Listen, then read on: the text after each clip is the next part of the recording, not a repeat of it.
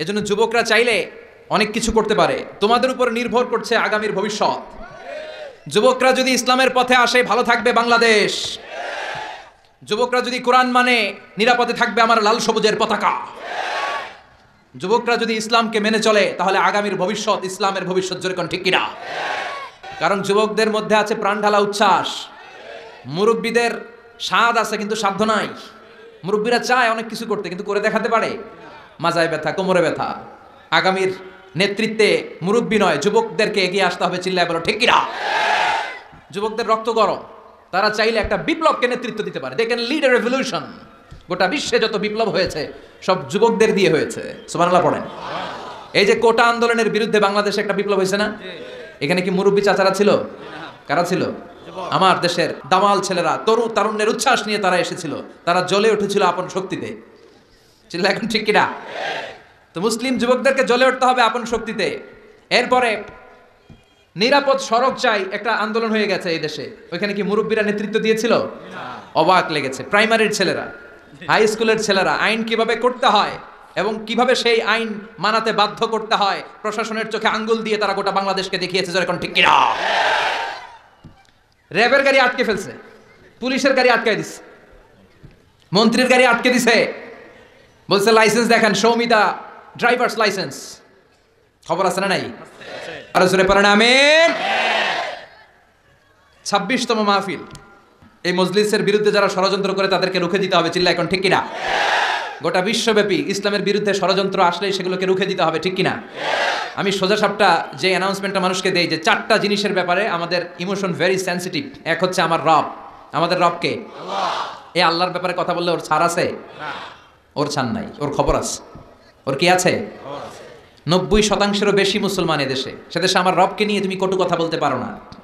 তুমি নাস্তিক, খুব ভালো, তুমি 4 দেয়ালের ভিতরে থেকে নাস্তিকতা নিয়ে বসে থাকো, কিন্তু তুমি ইসলাম নিয়ে কটূক্তি করতে পারো না, চিল্লা এখন ঠিক কিনা? 4টার এক হচ্ছে আমার রব, যিনি আমার স্রষ্টা, যিনি আমাকে রিজিক দেন, যিনি নিয়ামত দিয়ে আমাকে ঋণী করেছেন, তার বিরুদ্ধে কথা বললে সহ্য করা হবে। নাম্বার 2, আমার প্রিয় নবী, যে নবী আমার জন্য সুপারিশ করবে, যে নবীর সুপারিশ না মিললে জান্নাতে যাওয়া আমার জন্য কঠিন হয়ে যাবে, যে নবী আমার জন্য কেঁদেছে, আপনার জন্য কেঁদেছে, আমাদের জন্য কেঁদেছে, যে নবী গোটা বিশ্বকে সভ্যতা, মানবতা, ভদ্রতা, সিভিলাইজেশন সব এই বিশ্বনবী শিখিয়েছে। এই বিশ্বনবীর বিরুদ্ধেও যদি কথা বলা হয় তাদের সাথেও আমাদের কোনো সম্পর্ক নাই, চিল্লা এখন ঠিক কিনা? 3 নাম্বার হচ্ছে আমার ইসলাম, আর কিছু থাক বা না থাক এদেশে ইসলাম থাকবেই। যে দেশে আল্লাহু আকবার ধ্বনির সাথে সূর্য উঠে যায়, যে দেশে আল্লাহু আকবার ধ্বনির সাথে সাথে সূর্য ডুবে যায়, ওই দেশে আর কিছু থাক বা না থাক ইসলাম। 4 নাম্বার হচ্ছে আমার কোরআন, যেই কোরআনকে আল্লাহ তাআলা পাঠিয়েছে আমার হেদায়েতের জন্য। এই কোরআনের বিরুদ্ধেও যদি কেউ কথা বলে তাদের বিরুদ্ধে প্রতিবাদ করে গর্জে উঠতে হবে মুসলমান, চিল্লায় বলেন ঠিক কিনা? এজন্য এই 4টা সেনসিটিভ বিষয়ের বিরুদ্ধে যদি কেউ কথা বলে প্রতিবাদ করার দরকার আছে না নাই? আর মুখ বুজে যদি বসে থাকে, এটা কি মুমিন না মুনাফিক? আপনি পত্রিকার রিপোর্টার, আপনি ইসলামের পক্ষে রিপোর্ট করে দেন। আপনি মিডিয়া কর্মী, আপনি ইসলামের পক্ষে মিডিয়া কভার করে দেন।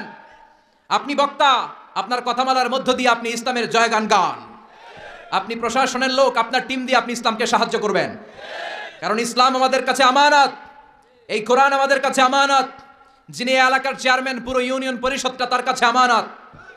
যিনি এই এলাকার মেম্বার অফ দ্য পার্লামেন্ট, পুরো নির্বাচনী এলাকাটা তার কাছে আমানত।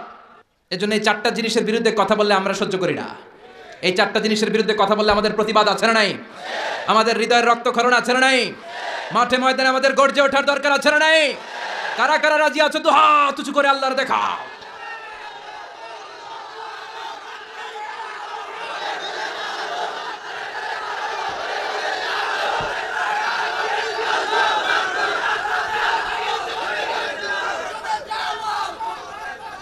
আল্লাহ আমাদের স্লোগানকে তুমি কবুল করো, আমরা যেন আমাদের স্রষ্টার উপর অগাধ বিশ্বাস রেখে ইন্তেকাল করতে পারি, তৌফিক দাও। বিশ্বনবীর ভালোবাসা যেন আমাদের অন্তরে থাকে, তুমি তৌফিক দাও। আল্লাহকে যে পাইতে চায় হযরতকে ভালোবেসে, আরশ কুরসি লৌহ কালাম না চাইতে পেয়েছে সে। হযরতকে ভালোবেসে আরশ কুরসি লৌহ কালাম না চাইতে পেয়েছে সে। সুবহানাল্লাহ পড়েন। বিশ্বনবীর ভালোবাসার দরকার আছে না নাই? এই কোরআন দিয়ে যেন বাংলাদেশের আইনগুলো পাস হয়, আল্লাহ তুমি তৌফিক দাও। সংসদ ভবনে যেন কোরআনের চর্চা হয়, তুমি তৌফিক দাও। পুরো দেশব্যাপী কোরআনের কথাগুলো তুমি ছড়িয়ে দাও। কোরআন দিয়ে যেন আমরা আমাদেরকে আলোকিত করতে পারি, তুমি তৌফিক দাও।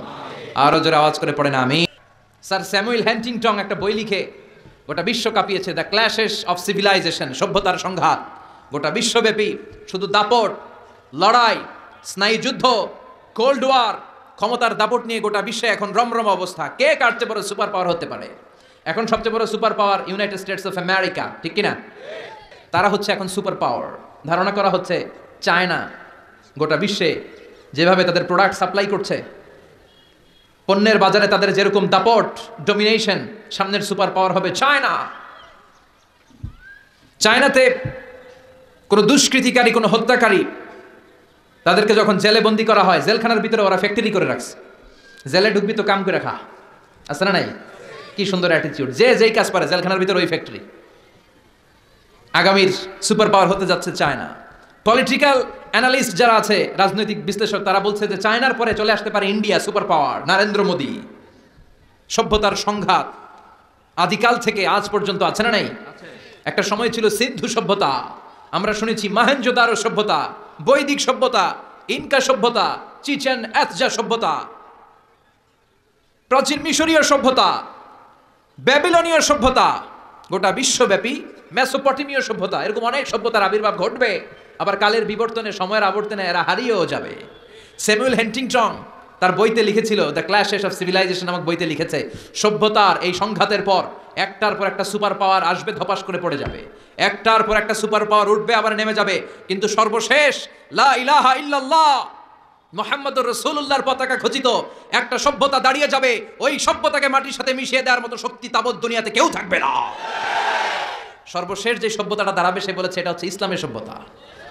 সুবহানাল্লাহ পড়বেন না? এজন্য ইসলামের অগ্রযাত্রা, অগ্রগতি, এটার স্পিড, এটার ব্যালেন্স, এটাকে রুখে দেওয়া যায় না, এটাকে থামিয়ে দেওয়া যায় না। ইসলামের দৃষ্টান্ত অনেকটা টিউবের মতো, প্লাস্টিকের টিউব।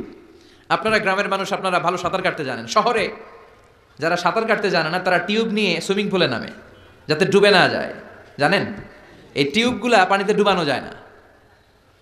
টিউব যতই আপনি পানির নিচে ডুবাইতে যান, এটা কি করে? উপরে ভেসে ওঠে। ইসলামের বৈশিষ্ট্যটা অনেকটা এরকম, এটা ডুবাইতে চাইলে এটা খালি উপরে ওঠে। সুবহানাল্লাহ কইবেন না?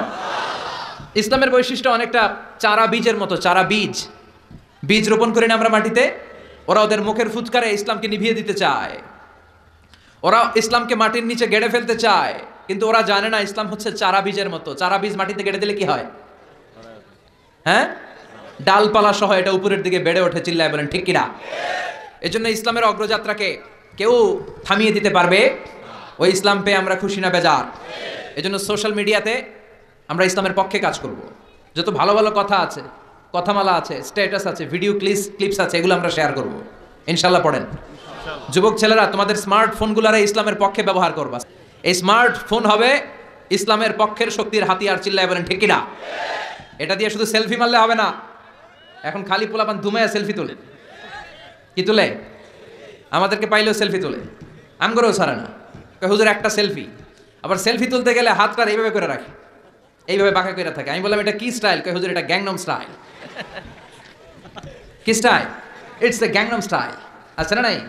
তো এজন্য প্রযুক্তির কল্যাণে আমরা যা পেয়েছি, আমরা চাইলে এটাকে ইসলামের পক্ষে ব্যয় করতে পারি, ঠিক কিনা? আল্লাহ তুমি বুঝার তৌফিক দাও।